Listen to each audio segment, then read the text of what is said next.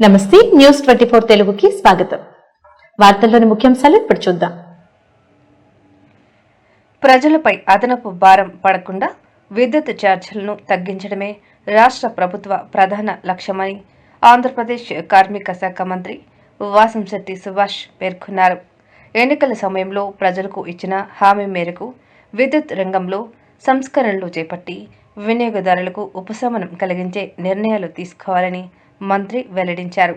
గత ప్రభుత్వ హయాంలో 2019-2024 మధ్యకాలంలో విద్యుత్ రంగంలో సుమారు 4,998 కోట్ల నష్టాలు వచ్చాయని, ఆర్థికంగా తీవ్ర ఇబ్బందులు ఉన్నప్పటికీ కూటమి ప్రభుత్వం బాధ్యతాయుతంగా నిర్ణయాలు తీసుకుంటుందని తెలియజేశారు.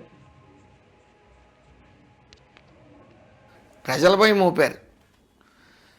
అయితే విద్యుత్ కొనుగోలులో రాష్ట్ర ప్రజలు అనేక ఇబ్బందులకు గురై అయోమయమైన పరిస్థితిలో నెలకొనేలా చేశారు.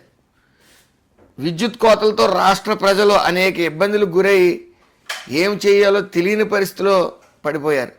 కేవలం కమిషన్ల కోసం కక్కుర్తిపడి విద్యుత్ కొనుగోలు చేసి వారి జేబులు నింపుకున్నారు.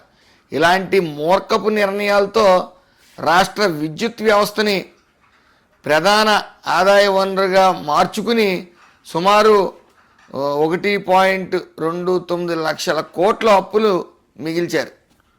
2024 ఈ కూటమి ప్రభుత్వం అధికారంలోకి వచ్చిన తర్వాత ఈ విద్యుత్ వ్యవస్థని గాడిపెట్టేందుకు సంస్కరణ మొదలుపెట్టారు.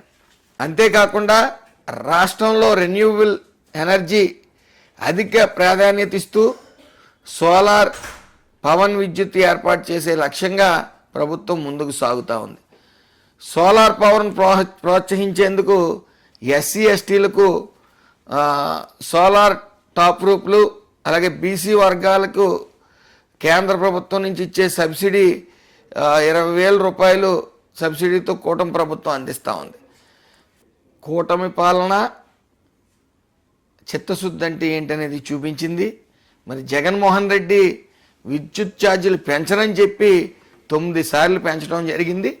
అదేవిధంగా ఆ రోజుల్లో ₹5.19 కొంటే ఈ రోజుల్లో మరి చంద్రబాబు నాయుడు గారు ₹1.70 కొంటున్నారంటే సుమారు 50 పైసలు వాళ్ళ జోబులో వేసుకుని ఈ అవినీతి చేయడానికే చూశారు తప్ప ఎక్కడ ఇచ్చిన మాటలకి కమిట్మెంట్ లేకుండా అస్తవ్యస్త పాలన చేసి ఈ పాలన ఇంత చెత్తగా ఉండకూడదని ప్రజలు అనుకునేలా చేశారు. ఏదేమైనప్పటికీ కూటమి ప్రభుత్వం